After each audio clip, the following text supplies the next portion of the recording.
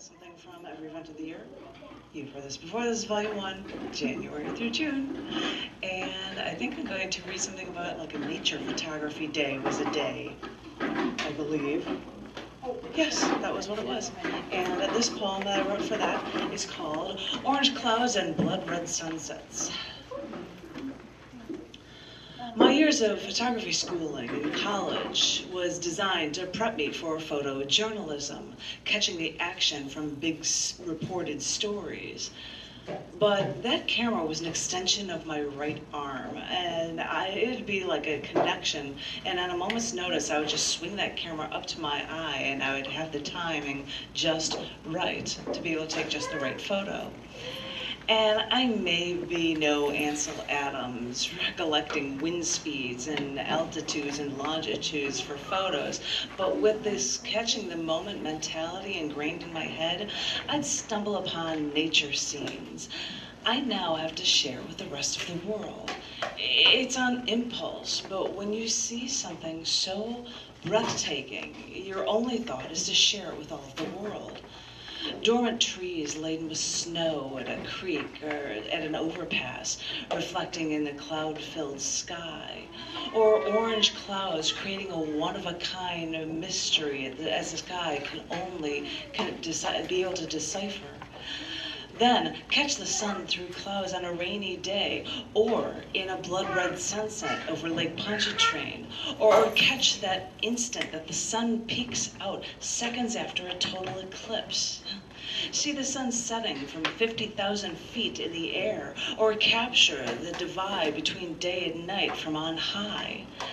Catch bare footprints, shadows under the snow, or get on a boat to get to the water and capture icebergs and glaciers, or all of the sharks at the shards of ice like glass scattered in the waves that make the sea look like a crossword puzzle with pieces scattered about.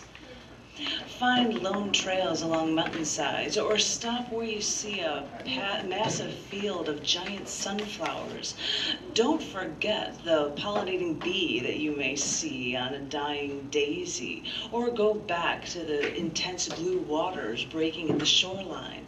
Wait, what about those moss, about all of that moss hanging from the plantation trees in the southern United States that remind you of the trees brimming with life in the highlands, or the bamboo forests in Puerto Rico? Because from ice to snow to lakes to ponds, that nature is so brimming with life. So, journalistic photographer, stop looking for people for the action sometimes. Nature has so much majestic, breathtaking, mind-blowing action to share, and in an instant, their moment is gone too. And that is most definitely worth sharing.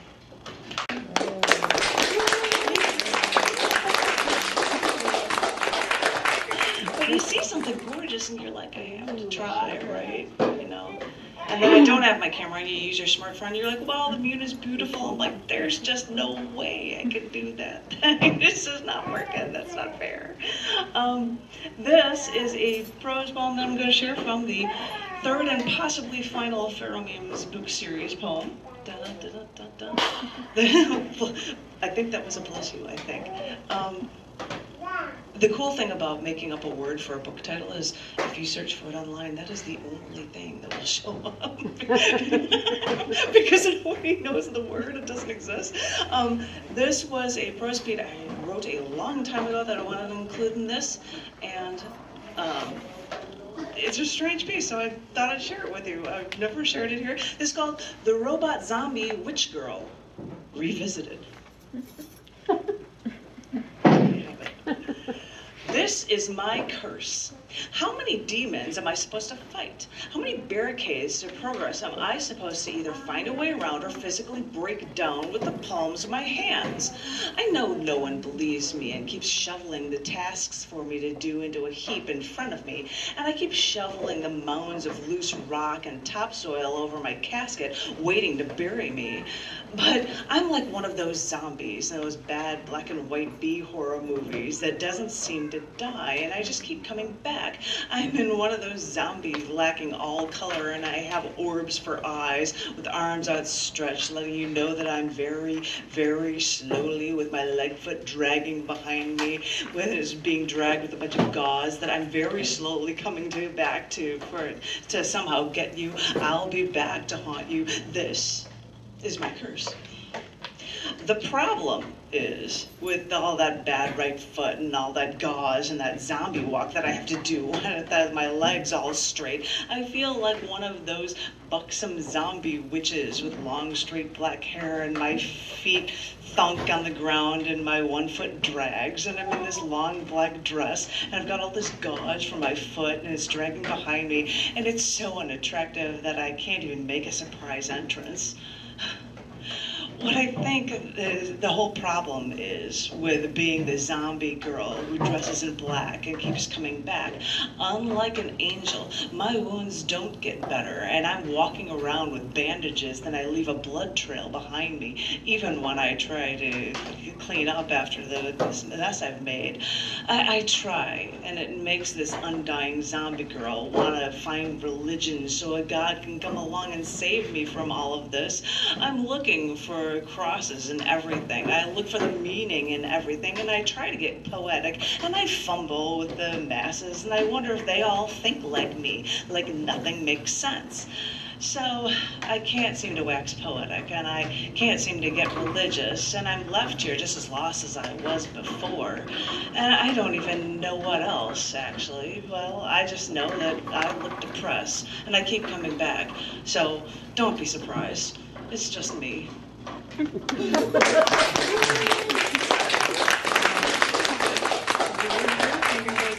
share that with you. I have no idea. Why not? And that's why I'd also thought I'd randomly pick another periodic table Twitter link poem. Sorry, it needs music, I don't know why. For an element you know nothing about, I will bet. This is number 43 in the periodic table TC. This is Technetium. Technetium's Inner Glow. Thought you were artificial, then you became caustic. You sound like a bad B-movie, radioactive nuclear waste.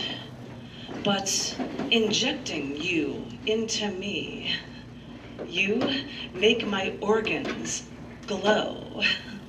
It scares me that you invade me, but when you do, deep inside, you stick around long enough to reveal the truth.